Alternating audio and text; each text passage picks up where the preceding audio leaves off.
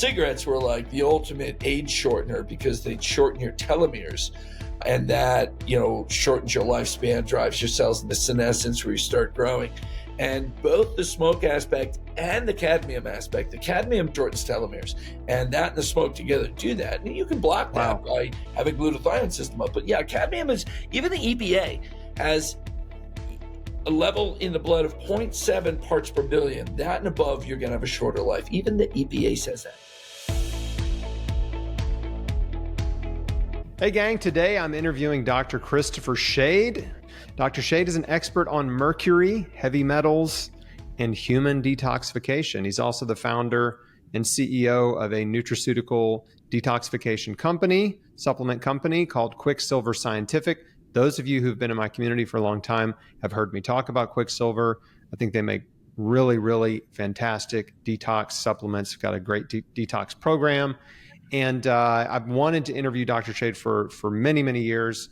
I first heard about him, and maybe we can talk about this, from Tony Robbins. And he helped Tony Robbins, who had a serious mercury overload problem.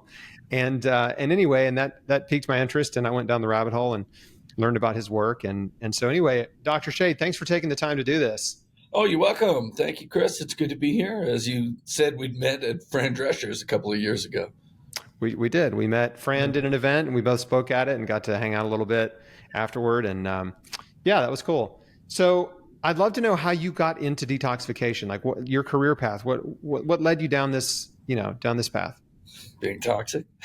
Being toxic. Yeah. You don't always know what's leading you down some path. We always like to think that, we design our life, but we don't. And I was an environmental scientist, and then I was very disillusioned with how environmental science works, and I became an organic farmer, and I was all into that. I thought that was super cool. We were going to work on health through food and healthy soil. It was a little early. I joked that I went out of business the year that Whole Foods was formed. And so I ended up doing some education work, some research work around organic farming. Then I went back to grad school, and I was into this natural health thing. And when I went back to grad school, I was first going to do work around environmental pollution, around agriculture. And then I ended up, for my PhD, working with a guy who was working on mercury as a global pollutant, and developed some testing for mercury that I wanted to then go back and apply to the human realm. I wanted to get back into clinical. And so I got my PhD, I got my patent, and I went and I started Quicksilver Scientific. And first I thought I was just going to do testing around mercury as a toxin in people. And of course, then I started using the sort of standard issue then, which were the pharmaceutical chelators, and they were just getting me sicker and sicker and sicker. And I thought I was just going to do the testing around it, but chelation challenge for testing and chelation for treatment.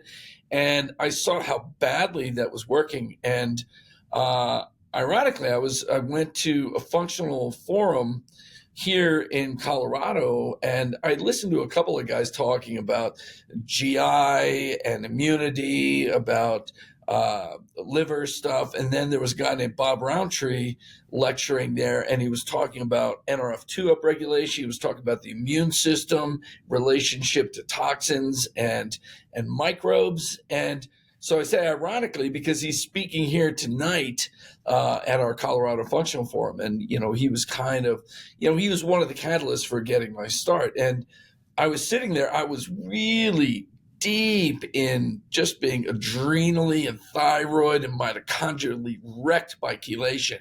And I was like, oh, why am I trying to go through the kidneys? I got to go through the liver GI.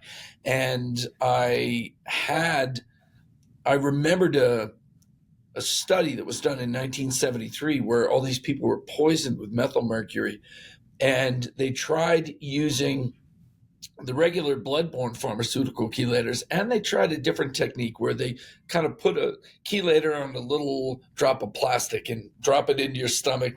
They're called resins. It's kind of like polystyrene or like charcoal, but these were little synthetic beads with chelators around them, and you would swallow them, and they just suck everything down into your GI, and you poop it out. And I was like, that's how I have to go. And I used to make stuff like that in grad school for collecting mercury out of water. And so I went back and I cleaned these things up for human use, and I started taking them, and boom, immediately it was pulling me out of this depth and this fatigue that I was in. Within a couple of weeks, I felt way better. And then I brought this material, we call it IMD, intestinal metal detox. It's still like the anchor in our detox. And I brought it out to some of the luminaries there. I was lucky enough to be introduced to Dietrich Klinghardt and Hal Huggins at the time. These guys were the kings of mercury detox. And they saw this, and they saw it filled a hole in everybody's toolbox, and immediately started using it. And it worked so well. I had to understand why it works so well. And, it comes down, as we talk through today, we'll talk about how detox works. We'll talk about the glutathione system. And this is anchoring the body's ability to link something like mercury onto glutathione and transport it through the liver and into the GI. So once I understood it was part of the system, then I had to start getting glutathione into the system. And how do I do that? That led me to doing liposomes and nanoemulsions. And I got to tune up liver function. I got to get liver directionality, coupling detox to bile-flow. I had to link all these things together.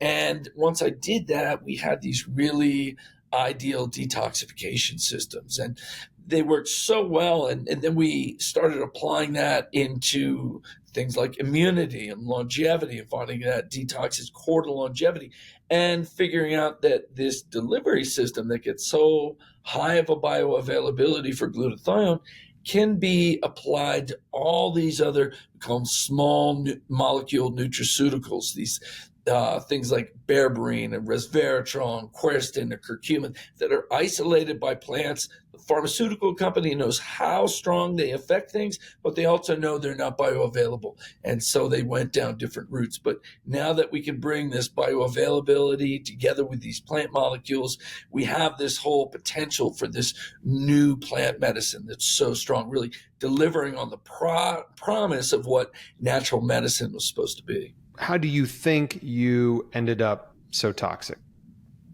personally? and from there, I was born in Bethlehem. Me and Jesus. He was born in the West Bank, and I was born in the East Bank of the Lehigh River. Now, Jesus wasn't involved. There was a lot of Jesus there. There was a big Puerto Rican community, but not Jesus. But Bethlehem, Pennsylvania, where Bethlehem Steel was, I grew up there. And, I grew up every day. I'd look into the sky and see these massive, ugly clouds of smoke coming out of the blast furnaces of the steel, or the orange smoke coming out of the coke furnaces. And I grew up, breathing this stuff in, and, my mom cooked well, but everything was kind of, poisonous back then. And dentistry, boy, I had a giving dentist. Every time I went to see the dentist, he gave me silver in return. Well, now that's half mercury, half silver, but the old silver fillings. I had 17 silver fillings, and those are half mercury. Yeah, so I was really given a great head start where I grew up for toxicity. If you want to be a detox guy, take the first 20 years of your life and just cram all the poison in, and then try to figure it out. So you've given some clues, obviously. And my next question, follow-up question is, what are the biggest sources of mercury, in terms of human exposure? Where are we getting poisoned the most? Obviously, mercury fillings is a big one. Yeah, so you got mercury fillings. You used to have vaccines. Mercury's pretty much out of vaccines. Thimerosal was the preservative. Was the ethyl mercury thiosalicylate. That was a preservative and an adjuvant. And then fish. And dental amalgams are starting to go away, and people are getting the white fillings now. And so amalgams and fish are still, the big two, and they have a different form. Amalgams, it's a vapor that comes off and goes into the blood and circulates in the blood. And then it oxidizes to this salt form called inorganic mercury, and that's what's toxic in your body. Then the fish form is called methylmercury, and that absorbs through the GI, almost perfect absorption through the GI, because it's associated with the amino acid cysteine, and the two link together methylmercury cysteine, your body thinks it's methionine, another amino acid. So you absorb it through amino acid transporters. You put it into your brain through amino acid transporters. You give it to your baby because you think you're feeding protein to grow a baby. So the baby actually has higher mercury levels than the mother does. So you got that methylmercury form and that inorganic mercury form. The amalgam, also, you're swallowing the corrosion products of it that go through the GI. And that's really the nastiness of the amalgam. Is one form you inhale, goes in your brain, goes anywhere. The other form you swallow, and it kind of seals up the detox pathways into the GI. And so it cramps your whole ability to detoxify. That's why of the two, amalgam, I think, is more insidious and worse. But they're both bad forms. You got to be careful of both. Tony Robbins, he went from being a vegan to being a paleo guy. If you're a vegan, I would say you can't go to the hoof. You got to start at the fin. And so if it doesn't make noise and it swims around, that's an easier protein to eat if you used to be a vegan. And he went into eating tuna and swordfish all the time. They just mistakenly thought that the heavy metals are at the base of the food chain. But for mercury, they're at the top.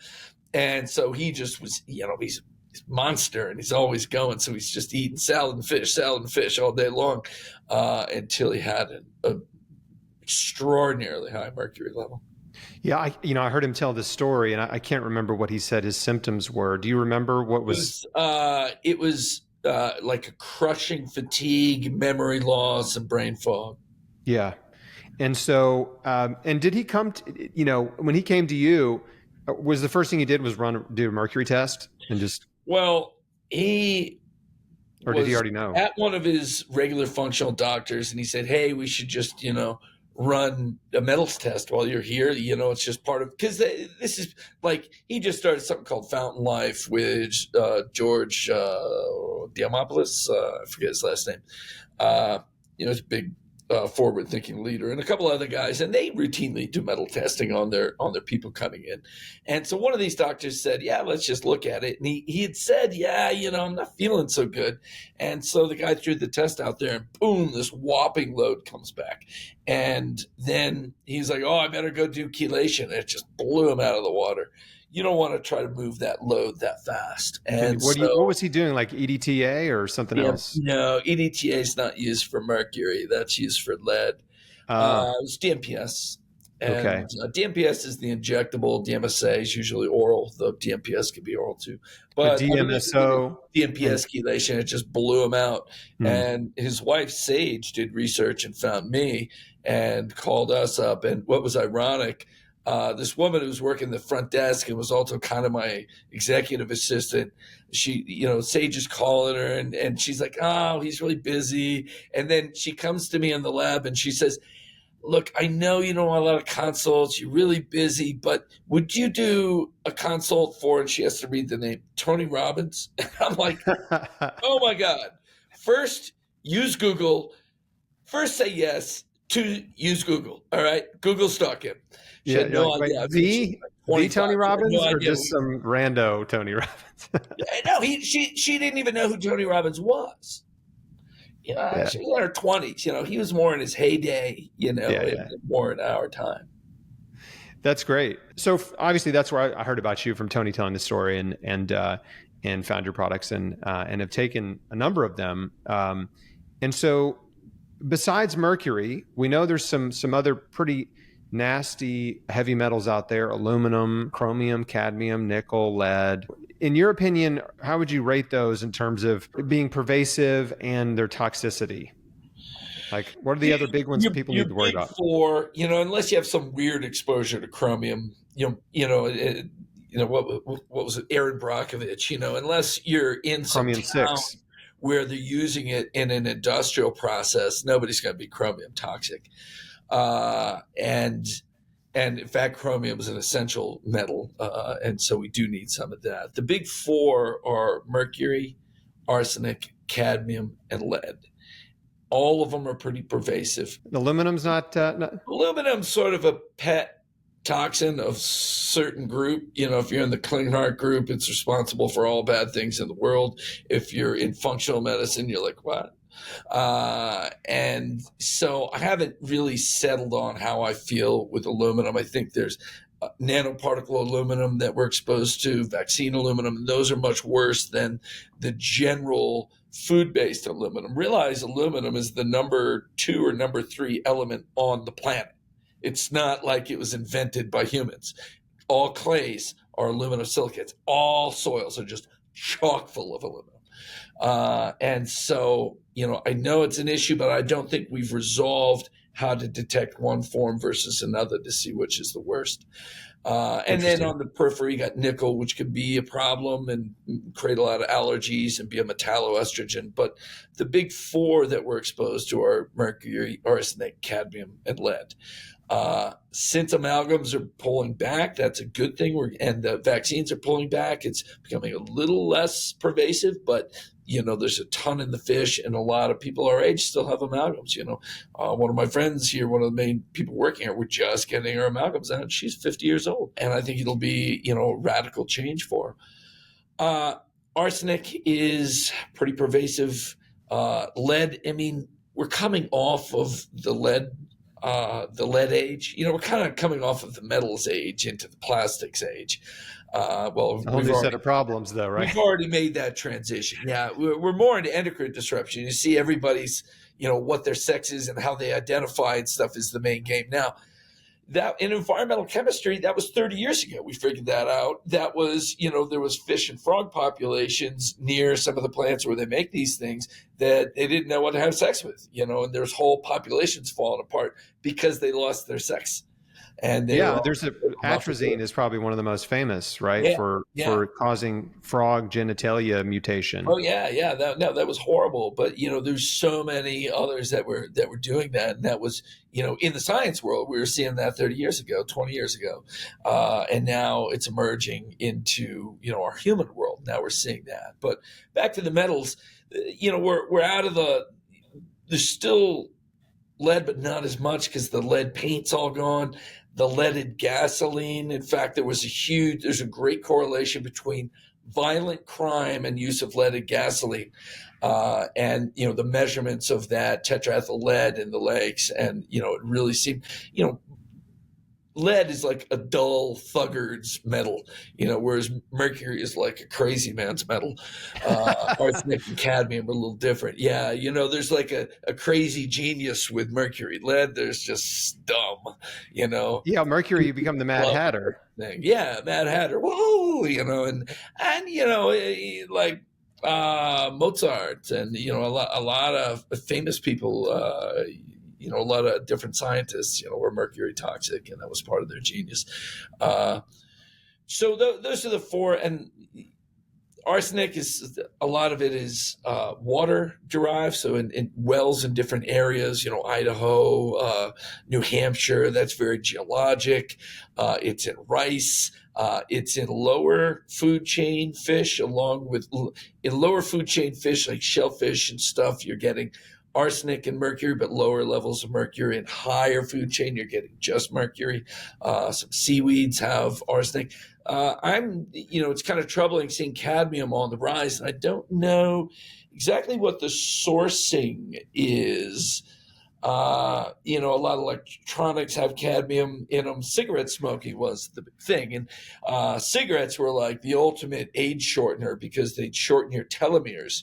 And that, shortens your lifespan, drives your cells into senescence where you start growing. And both the smoke aspect and the cadmium aspect, the cadmium is the best metal at directly, it's the only one that unequivocally shortens telomeres. And that and the smoke together do that. And you can block that by having glutathione system up. But yeah, cadmium is, even the EPA has a level in the blood of 0.7 parts per billion. That and above, you're going to have a shorter life. Even the EPA says that. And that's not crazy. You're not coming into me and I read that in you and I'm like, oh my God, you're the 99.999th percentile. No, you're at the 90th to 95th. That means a lot of people have cadmium levels that high. And I'm seeing it crawling up. I'm seeing more tipping my scale. And I'm, and then when you're running a lab, you're always checking oh, is our analysis getting biased and stuff? And like, no. And we have we have blind samples come in. We have all these ways we control, but I see it going up. And so it's, what that means is that's not the 95th percentile anymore, because everybody's creeping up that way. So cadmium has me a little bit scared in the metals. So you're saying the source is mysterious at this point, air, water, or food, and it's kind of hard to pinpoint? Yeah, it is. I have to kind of dig back into the environmental data that's coming out and see if anybody's looking at that. I was always alarmed being in environmental chemistry. It's like I'm sitting there measuring, these minute amounts of mercury and like zooplankton and little bugs, and we're worried about the thyroid of a bird, and we have a mouthful of amalgams. And I couldn't believe this guy on my thesis committee. I'm like, don't you worry about these? He's like, yeah, we've been doing that for 100 years. It's like, yeah, we were smoking for 100 years too. Then all of a sudden we realized what was going on. Man, that was the dumbest thing I've ever heard you say for a PhD. And he goes, plus there's no good replacements. Is this 1850? I mean, what the hell are you talking about? Actually, 1850 is when they started making those, because that was a good way to fill a filling instead of doing gold foil.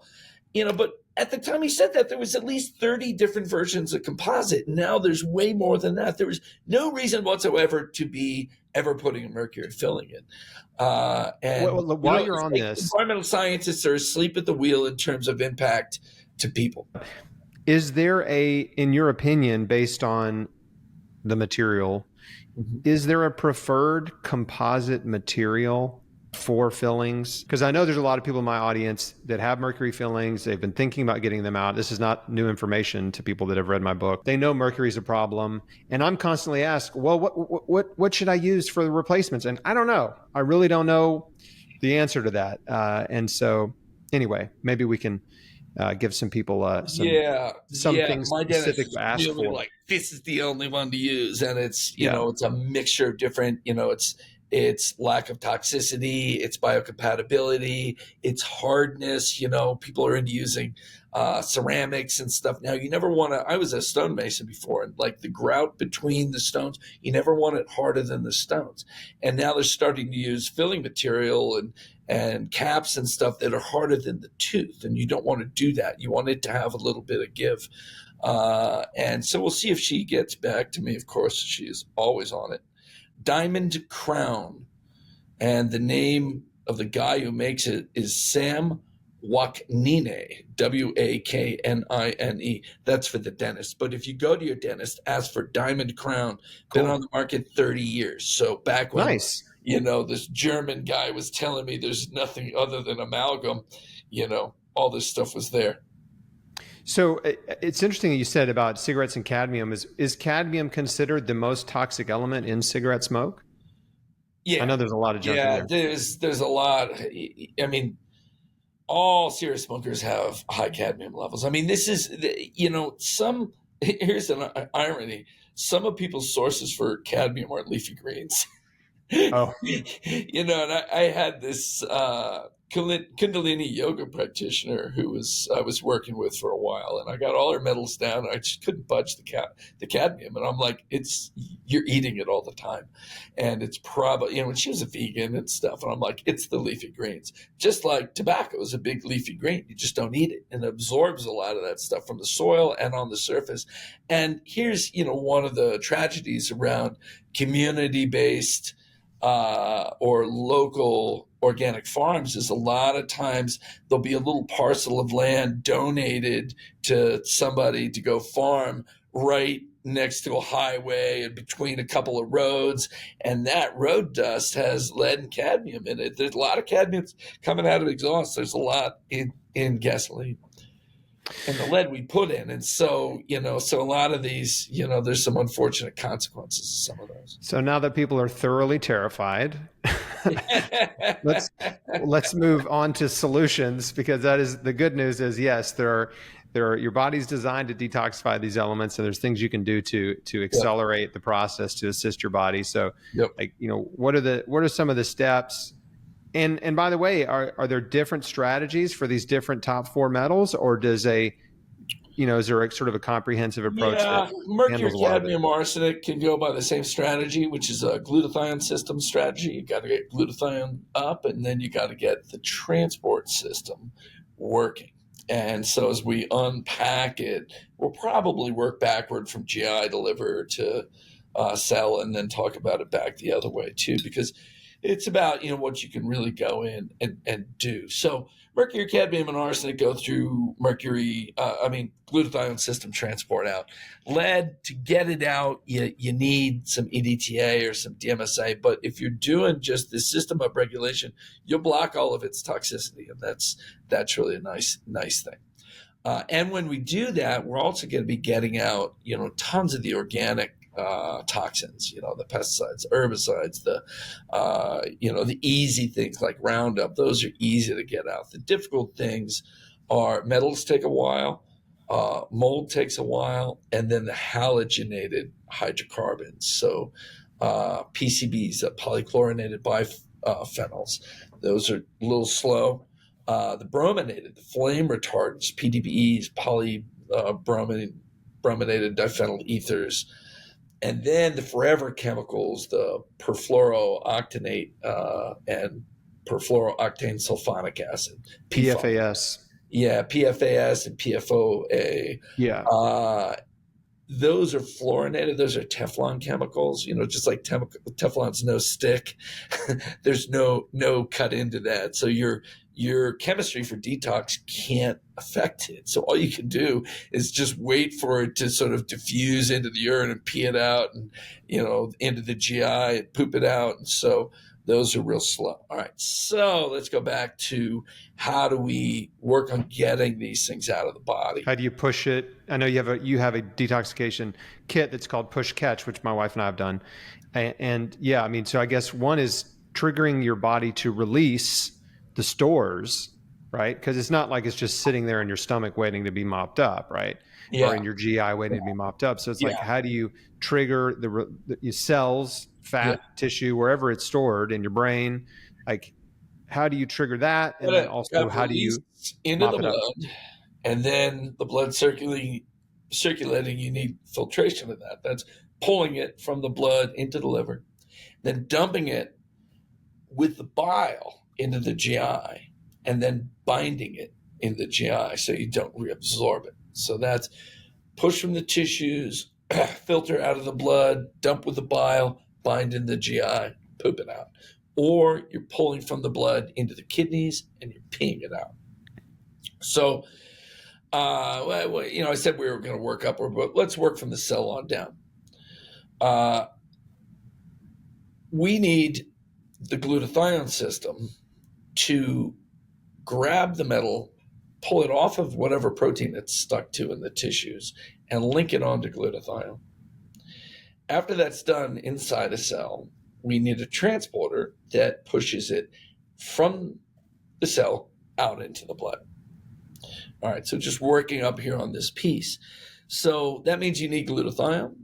And you make glutathione all the time, but it starts getting low. It's getting used up. The inflammation is turning down the amount of glutathione you make. So you need to push that up, and you need to get more glutathione into the system. And we can do that by taking liposomal glutathione. If we have really good liposomal glutathione, there's a lot of terrible stuff out there.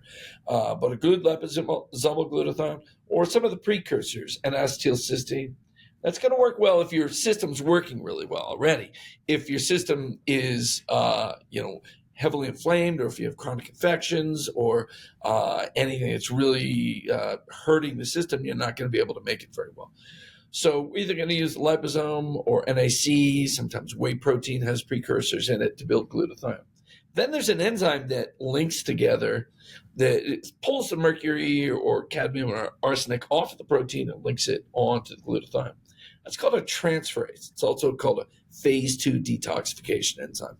And it sort of shifts the electron density of the metal so it can link onto the glutathione. So you need the glutathione, you need the transferase, and then you need the transport protein, because these don't passively diffuse out of the cell. They're actively pushed out of the cell. That's also called phase 3 transport. So we can work on glutathione levels with precursors or liposomes, but to turn up phase 2 and phase 3, we have to hit this trigger called NRF2. NRF2 is a master switch. It's called a nuclear transcription factor, meaning that it's a little triggering molecule that goes into the nucleus, and it finds a whole family of genes with the same promoter region. It's kind of an address for a gene family. And this is called the antioxidant response element because it makes you respond with antioxidant activity. And detoxification is within the realm of the antioxidant activity. So when this goes in, it turns up synthesis of those enzymes, the transporters, synthesis of glutathione, synthesis of other elements like superoxide dismutase and metallothionein for what's called the chemoprotection system, which is an antioxidant detoxification and repair mechanism. So NRF2 upregulators are really good at getting the cell to push those stores out. So what kind of things are NRF2 upregulators? A lot of the polyphenols, like we use quercetin and luteolin, silymarin and milk thistle, EGCG, green tea extract, curcumin does some of that. And then the sulfur chemicals, lipoic acid is very potent at that, especially R form of lipoic acid. You'll see alpha lipoic and R lipoic. R lipoic is stronger. And probably the strongest of them all, but also the most reactive to the immune system, not everybody does well with it, is sulforaphane from broccoli seed extract. All right, so you got some precursors or direct glutathione supplementation. You have an NRF2 upregulator. That's going to push us out into the periphery. Now, we need to activate the liver to move those out and coordinate that with bile movement. And so some of this NRF2 upregulation is going to turn up liver function, but we need bitters. Bitters, this is the old European cure-all. There's a region, Angostura bitters, has been in cocktails for a long time. It was developed by a surgeon in the U.S. Army who he was running a base in kind of the Caribbean area. And he had to have one thing he could treat everybody with to keep them healthy. And he made Angostura bitters because that was known for a long time in European eclectic medicine. It's been known in Ayurveda, it's been known in Chinese medicine, that these bitter compounds stimulate the movement of bile out of the liver. Now, that's great for digestion, but if a toxin's in the liver, where does it go? How does it get out of the liver? It is actively transported into the bile flow. Every liver cell is fed by blood where it can pull toxins out of and drained by bile where it dumps them out, that green river. And there's like a million little rootlets. It's like an upside down tree, and it's like roots of the tree all draining down into the common bile duct, which is the trunk. And so the transporters that move the toxins into the bile are also bile transporters. So if you don't have bile movement, you don't have toxin movement. And these bitters stimulate that bile movement. And now, the bitters you mentioned, are those also commonly known as Swedish bitters? Do you know that product? Yeah. Swedish bitters. It's all, what plants are you going to use? So in our professional line, we have bitters number 9 and bitters X. Bitters number 9 has a little bit more digestive elements as well as liver elements. Bitters X is just straight up bile flow. And bitters X is a little bit more bitter. Now, Swedish bitters, what are those? You got a palette of 20 bitter herbs you can use. What do you use? And versus Angostura versus Fee Brothers versus, the little grandmother up in Germany. She's going to use stuff that's local to her, but they all have these bitter flavors. And there's a whole bunch of compounds that are the same between all the different formulations. And so that's why bitters is just used. What are some of the big ones that people would recognize, some of these bitter herbs? Gentian is probably the most common one.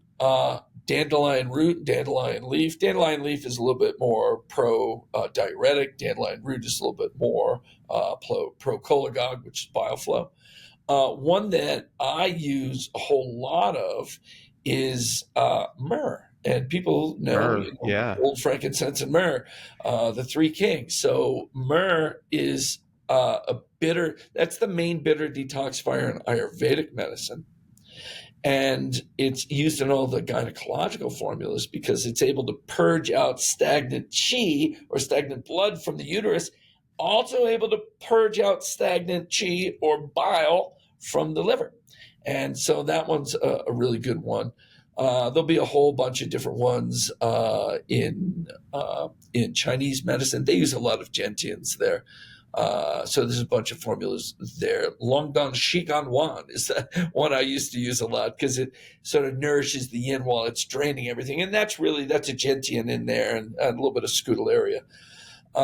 So yeah, like I said, gentian's probably your most well-known, dandelion, and then myrrh. That's the part of the process. It's really stimulating the liver. Yeah, and bile so excretion, here's right? what happens if you don't do that. Say you just take lipoic acid, you get the body to squirt some toxins into circulation. The liver's going to start accumulating that, and then it's going to run up against this wall, and it can't get rid of them. It's just pulled all these toxins in. It's not getting rid of the bile. Bile, if you don't get it out into the bile flow, digests the liver. So what happens is then you have this reverse, this backflush back into the liver. These transporters, MRP3 and 4, dump the toxins and the bile salts and all the free radicals of the liver back into the blood. And then, it goes down to the kidneys, and then the kidneys get overwhelmed. You get that lower back pain. It's starting to come out through the skin. You get itching. And then you get rashes. Itching is the bile salts lodging underneath the skin. Long before you have jaundice and turn yellow, you're chronically itching. Chronically itching, you just take some bitters and whoosh, it goes, oh my God, it's gone all of a sudden. And then it'll be, the toxins start coming through the skin and start forming the rashes. You have all those toxins go to the brain. You get that brain fog and, anxiety, depression. That's part of neuroinflammation. That's all. And everybody thinks that a detox feels like that. Bullshit. A improperly executed detox feels like that. When you couple the detox to the bile flow and come right behind it with a binder and catch everything in the GI, because a bunch of it reabsorbs. Methyl mercury, 95% goes back in. Cadmium is like 70%. A lot of mold toxins, biological toxins, go right back in.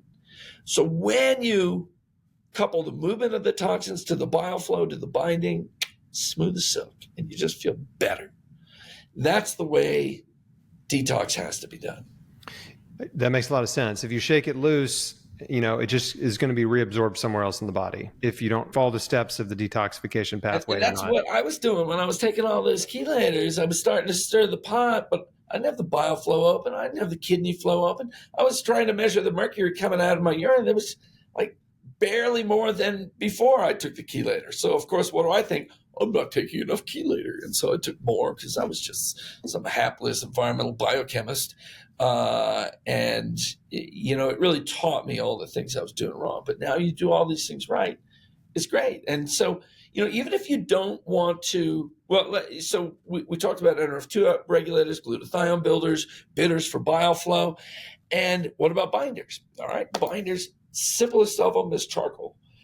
Another super simple one is clay or zeolite, not these like nano zeolites, cytodetox and stuff. Don't take those.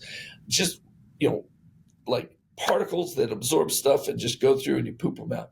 In our ultra binder, which is just a beautiful cocktail of binders, you have charcoal, you have some bentonite clay, you have zeolite, you have chitosan, which is a molecular mimic for Welchol. It's good for molds and other biological toxins. And then you have IMD, the thing that I made specifically for binding metals.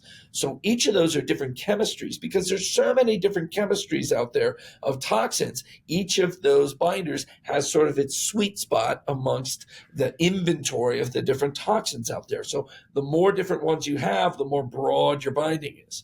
But even if you're just using some bitters and then coming in 30 minutes later with some charcoal, you're going to start draining the levels really, really nicely. That's the old European ideas of drainage is bile flow and diuresis. So, in diuresis, it's, dandelion leaf, corn silk extract, solidago. These are things that stimulate your urinary flow. And then you drink a lot of water and, if you drink a tea, water, just get all that stuff moving and you'll lower your blood levels. And often to feel better, you just got to get those blood levels down. to fix everything deeply, you got to get the tissues to dump and then the drain. You mentioned sulforaphane being problematic for some people. Can you expound on that? One, it's very reactive sulfur compound. That's why it's a great NRF2 upregulator. Here's a key nobody gets really. Every NRF2 upregulator is a toxin, a hormetic toxin. Arsenic is an NRF2 upregulator. Methylmercury is an NRF2 upregulator. The phenobarbital they used to study all the time. What is NRF2? It's a stress response switch that says I have too much oxidative free radicals or electrophilic or environmental free radicals. I got to turn up shit to get rid of them out of the cell. So what you want is something that goes in there and flips that switch without a lot of collateral damage. Comes in, does its job, and you clear it, and you clear the mercury and the Roundup and everything all at the same time. Sulforaphane is super strong because it's the most toxic of them. And so if people are very sulfur sensitive, the CBS upregulation, they often have problems with that. You could try giving them molybdenum, which will help with that. But if they have something blocking their NRF2, so if they're mold toxic, and a lot of practitioners tell me, my mold toxic patients don't do well with sulforaphane. So if mold blocks NRF2, and so then you put a hormetic microtoxin in there, and there's no NRF2 upregulation, it's just a hormetic microtoxin. And if you take a lot of it, and it becomes more of a toxin. So those people who are more sensitive and they're sicker, you got to start with drainage. And then I like to start bringing them up with polyphenolic NRF2 upregulators, and then work up to the sulfur ones like lipoic acid.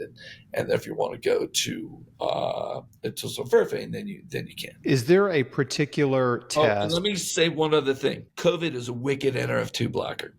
Oh. Post-COVID, don't take any. If you're on it before. Here's the thing, if you got NRF2 up before you get COVID, it'll be a real short COVID. But if COVID gets in there and douses it, don't start with NRF2 upregulators when you're coming out of it. Start with like vitamin C and CBD and curcumin, stuff that's like calming the system and circulatory stuff. For us, anti-inflammatories, yeah. Yeah, so for us, our big two post-COVID are CBD Synergies, PN. PN's for pain. That's CBD, curcumin, boswellia, beta-caryophyllene.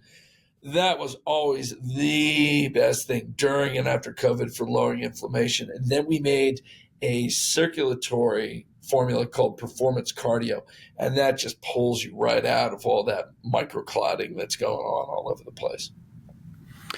So in terms of testing, is there a particular series of tests or one test or that folks who are just curious about their toxic load, or do they need a series of tests? Do they need a hair test, a stool test, a urine test, a blood test? Depends what you're going for. Well, I mean, just like about broad, and then we'll go into metals, because metals gets much more specific. But you want a broad panel. There ain't no test that goes, here's all the environmental toxins, and here are the ones you got. Nobody's got that.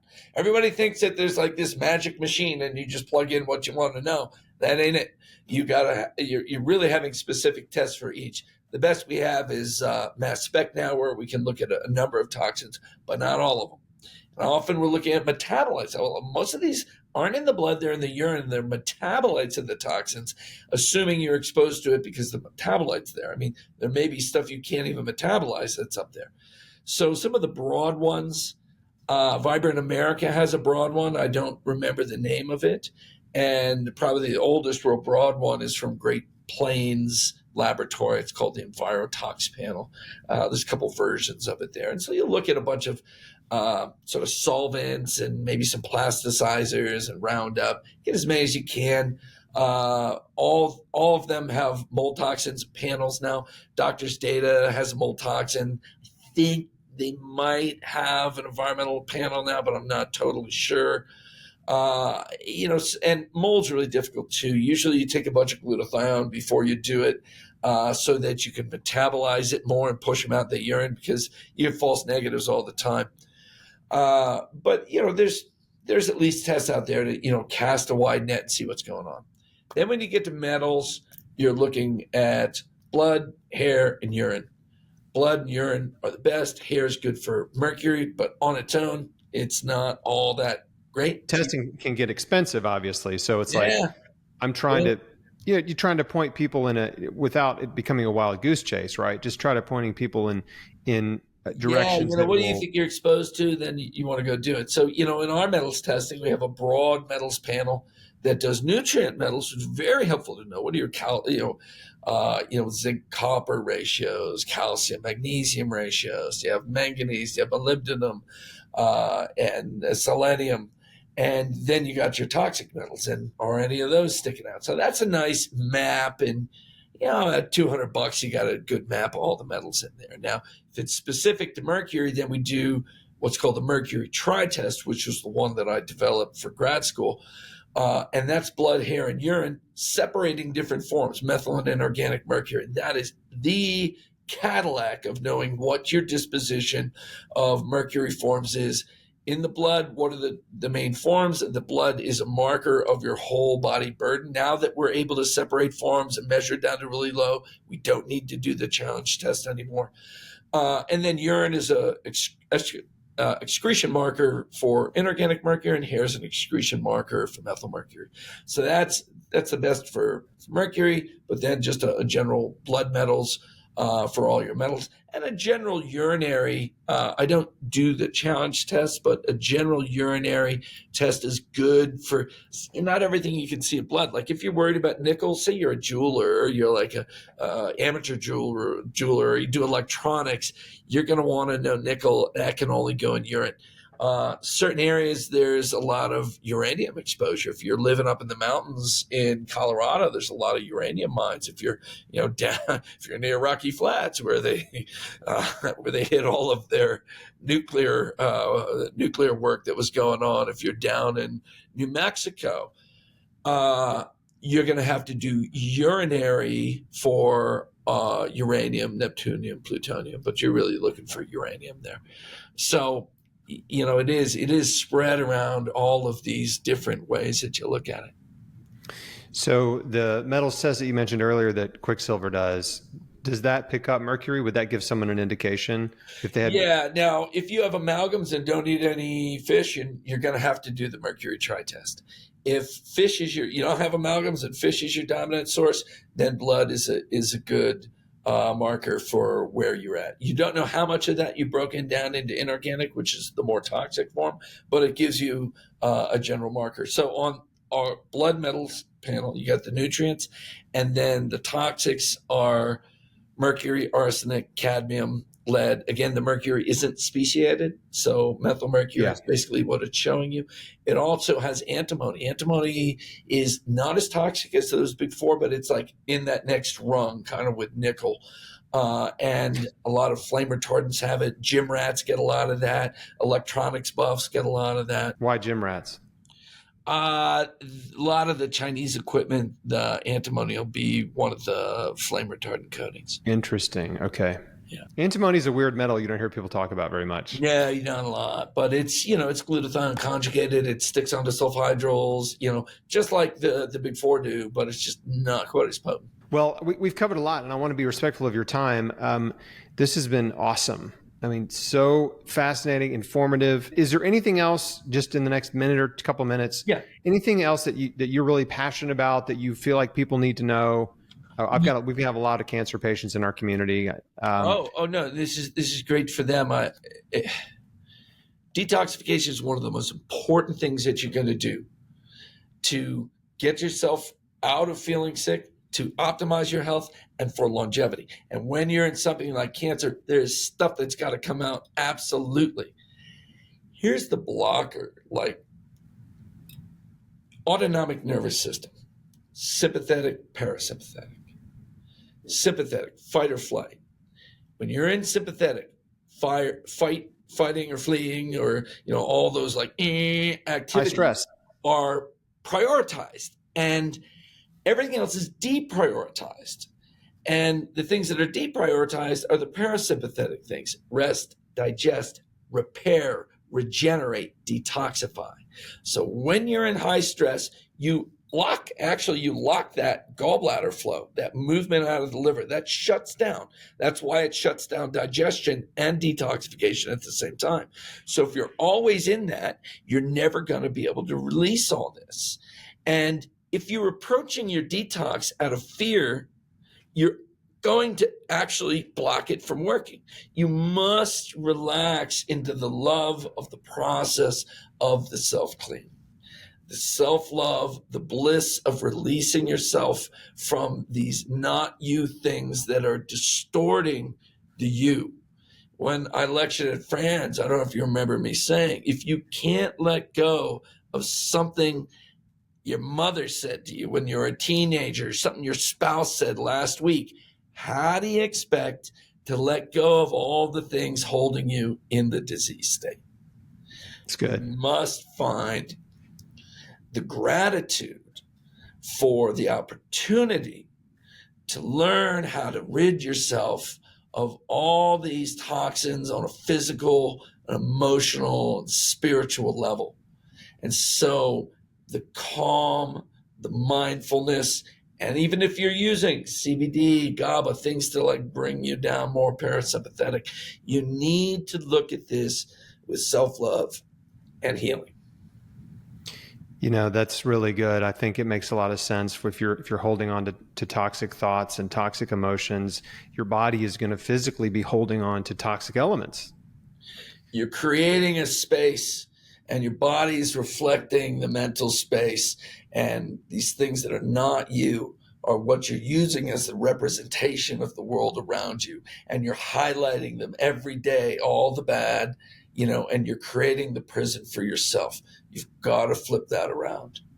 Thank you for sharing that. This is a big part of my message. Forgiveness is a huge part of my message, right? And it's like, that's letting go of the pain that people have caused you. And so, yeah, man, what a great way to end on this. So where can people find you? QuicksilverScientific.com, and we have a newsletter where we're open to consumers. There's also practitioners. You go and get an account, and you get access to all of our deep education. Social media, there's Quicksilver Scientific on Instagram, Facebook. Dr. Shade, Dr. Christopher Shade is my Instagram handle, and other people. Is only once in a while do I get on there and answer somebody's question. So if the answer comes back all bubbly and happy, that's not me. And if it's like once in a while really detailed, that's me. But that's a great place to follow us. But really do get on the site, get yourself get an account, get logged in so that you're getting our education as it comes out. That's good. Yeah, and again, and it will link to a lot of the stuff we talked about. There's a YouTube channel too, and that'll have little videos about there'll be 2-minute videos on every one of the products, and then some of my longer videos. And for the really deep stuff, practitioners get a login, and most of that stuff's inside the system. Good. Well, we'll link to all the stuff we talked about so people can learn more and connect with you. And again, I've used your products for years now. And I've just been so impressed with you, and I'm thankful for you. Thankful for the work that you've done. And it's really awesome. It's just amazing. And I know you've helped a lot of people, and we'll just continue to help more. So Dr. Christopher Shade, thanks for your time. It's been awesome. I hope you have a great day. Thanks, Chris. You too. Thanks for watching, everybody. We'll see you on the next one.